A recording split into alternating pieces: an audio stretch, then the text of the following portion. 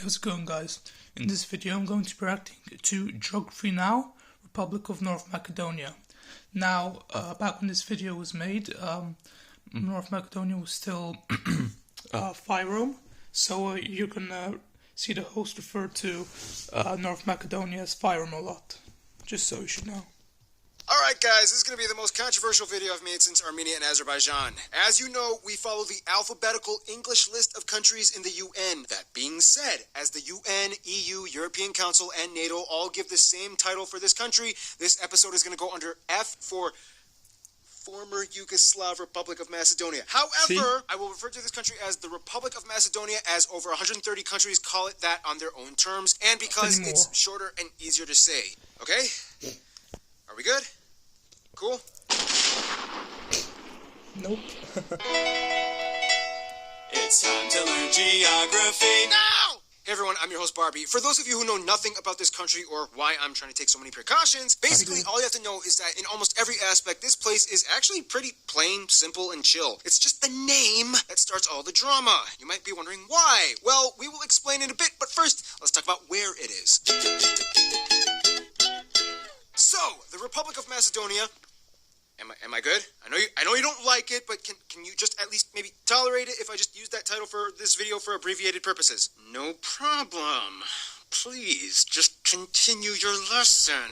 Thank you. So, the Republic of Macedonia is kind of like a country that got mixed up, tossed around, flipped, turned upside down, and I'd like to take a moment just sitting right here to tell you how this country became a place with such an affair. Oh, high five! First of all, the country is landlocked and located in the Balkan Peninsula of Southeast Europe, surrounded by Bulgaria, Greece, Albania, and depending on which side of this sovereignty debate you stand on, Kosovo and Serbia. Guys, it's the Balkans, Europe's most dysfunctional family. The country is divided into 9 regions, with the capital Skopje located in the north-central part of the country, where a quarter of the entire population lives. It's also the historical birthplace of Mother Teresa, and in the city square, it has a statue of Alexander the Great.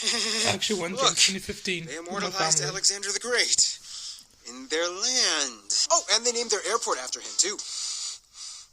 The country has only 2 main civilian airports, Skopje Alexander the Great International and Ohrid St. Paul the Apostle International by Lake Ohrid. Ohrid is a popular tourist and vacation spot, however the second and third largest cities are Bitola, Kumanovo in the northeast of Skopje. The E75 highway is the longest and busiest road that traverses the entire country, north to south. Fun little side note, in the Republic of Macedonia, the sidewalks are actually used for both walking and parking. To this day, the legacy of the Ottoman times is well preserved in places like the Gazi Hajar Kadi Mosque in Bitola. Tetovo is kind of like the Albanian capital of the country, as it has the highest Albanian population in the country, adorned with geometric and floral motifs all over. In the west, we reach the strange town/micronation of Vevchani, which declared itself its own republic and even has its own currency called the Linchnik. Now, if there's any structure that just straight up dominates the landscape, though, it would have to be monasteries, churches, fortresses, and mosques. I did 4 like this. That's weird.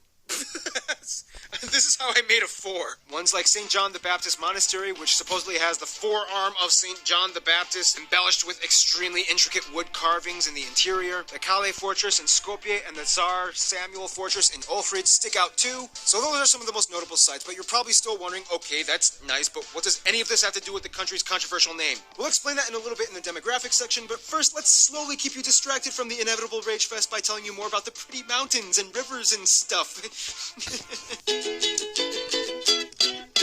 Alright, let's have one more round of plain objective fact reporting before the gray zone of doom comes up in the next section. In the simplest way I can put this, the country is about 80% mountainous and basically split in half by the longest river, the Vardar, that flows north to south and emptying in the Aegean Sea. On the west of the river, you have the Dinaric Alps with the tallest peak, Mount Korab, along the border of Albania. The general South Balkan region that the country lies on sits on the subduction zone between the European and African plates, cut right in the Mediterranean. Therefore, the Republic of Macedonia is subject to some earthquake activity every so often. The Republic of Macedonia is famous for 2 things: tobacco and opium. The opium here is the national treasure, which has disputably the highest quality in the world, with about 14 morphine units per specimen. Yeah, sorry Afghanistan. Hang in there though, you're doing good. The crop is mostly used for pharmaceuticals and transported all over Europe. There's also the Pesha Cave in Makedonski Brod, which is famous for looking like Helm's Deep in Lord of the Rings. Close by Skopje, you can't miss the Matka Valley with the canyons. Of course, the prize trophy of the country would have to be Lake Ohrid, one of the oldest and and deepest lakes in Europe with over 200 different endemic species, including the Ulfrid trout, which is one of the national animals. Some national dishes include meat pie and Ivar relish made of crushed bell peppers and garlic, sometimes referred to as vegetable caviar, even though sometimes Serbians will say that they created it.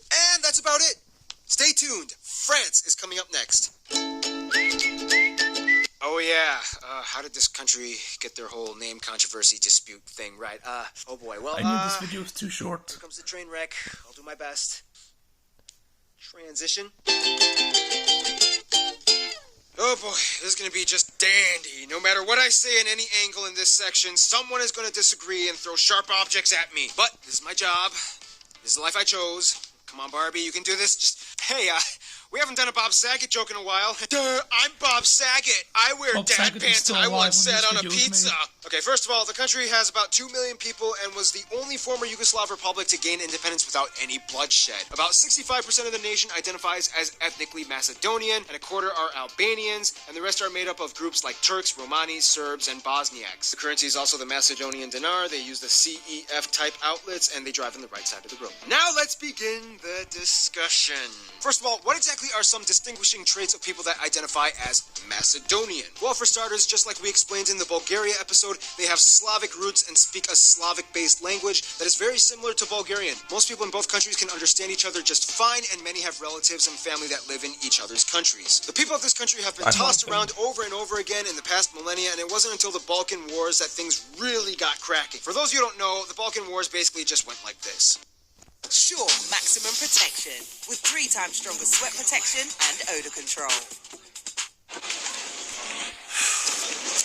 You're a lifesaver. I'm on Zoe right away. Oh no, we don't like the Ottomans. Let's fight them. Yeah. What the? We had an agreement. You screwed it all up. You're all dead. And that's about it. Essentially, the area that takes up the parameters of modern-day Republic of Macedonia were sort of the product of Yugoslavia after World War II. First, they were called Vardar Banovina, and then it became the Socialist Republic of Macedonia. To this day, Macedonians claim that they are descendants of Alexander the Great and the ancient Macedonians that were mixed in with the Slavic tribes that migrated into the area in the 6th century AD. Then in 1991, Yugoslavia broke up, and that was when the whole modern mess with Greece really heated up. I mean, it was already kind of heated before that, but this just made things a lot worse. To this day, Greece deliberately opposes the usage of the title Macedonia, as they claim the name is historically inseparable from Greek heritage, and they are the only ones that have the right to use the name, let alone the symbols. And shortly after they said that, the Republic of Macedonia started to use the symbols. Yeah, that didn't really help the conflict. One thing that both Greeks and Macedonians can agree on is that historically, there was a region called Macedonia that expanded under Alexander the Great all the way from the Balkans to India. Where they disagree on is who the Macedonians and Alexander the Great really were, which, I'm going to try my best, kind of went like this. You guys are constructing a narrative and appropriating our heritage and symbols, and it all started with Tito. Macedonia is an inherently Greek title, and you guys are not Greek, let alone Hellenistic in any way.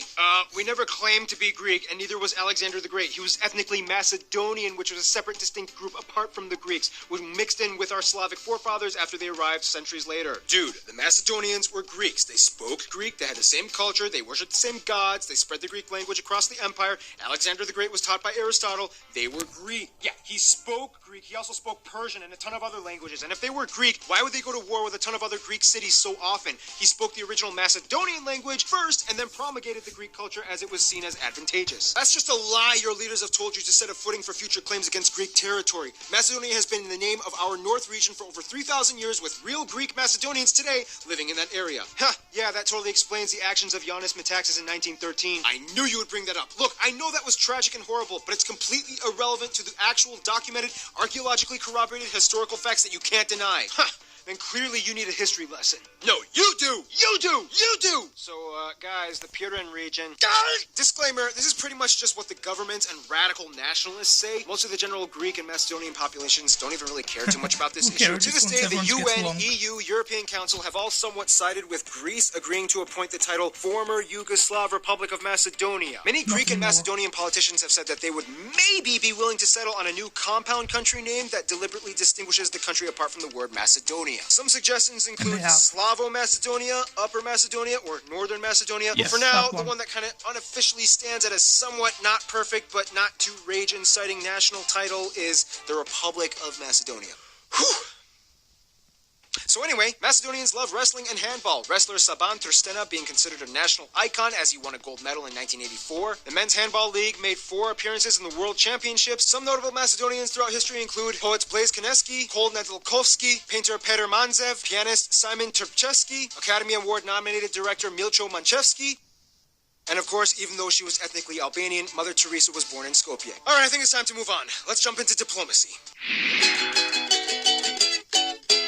Well, as you can probably guess, the Republic of Macedonia is kind of surrounded by neighbors that all have some kind of issue with them. The general stereotype is that Serbia doesn't recognize their church, Bulgarians don't recognize their sovereignty, Albanians don't recognize the western border, and Greece, yeah, you can kind of already guess. However, it's the 21st century, and the millennial generation really doesn't care too much about their grandparents' drama. Borders are totally open, people travel back and forth between these countries, and trade is consistent as long as you got a good bottle of Balkan wine to share. Serbians are generally close, as their split from the Republic was the only one without bloodshed. Even though some political points are disputed, they're still cool. And Bulgaria is like the country where the Republic of Macedonia kind of sneaks into the EU through a loophole in the passport system, in which you can totally qualify if you have family in Bulgaria, which many Macedonians do. Turkey still gets along nicely with them, however, it's been favoring Albania and Kosovo a little bit more these days. They're best friends, however, and out of all the Macedonian geographies I asked, more or less, most of them agreed that Croatia and Bosnia and Herzegovina are probably their closest ally. These two countries all shared a deep history of being former Yugoslav republic states that go way back. Have you ever had friends that you made while you were all being punished for something at the same time? Yeah, that's kind of how it is with these guys. They've seen so much struggle and hardship together and still managed to smile back at each other the entire time. It's like Breakfast Club. Yeah, it's like Breakfast Club. In conclusion, just saying the word Macedonia incites a lot of opinions and frustrations with certain groups of people. And I'm not going to pretend like I have an answer to all this. The Balkans will always be indescribably complicated. It's just interesting how a simple name can cause so much uproar. Names matter. Let that be a lesson for you today. Restez à l'écoute, France sera le prochain. Guys, that was for this video. The reason why I wanted to react to this video was because my great granddad was actually born in Macedonia, but he immigrated with his family to Bulgaria when he was a kid, and that's where my granddad was born, so that's why I'm so interested in this video. Now if you like this video, like, comment and subscribe. Bye guys.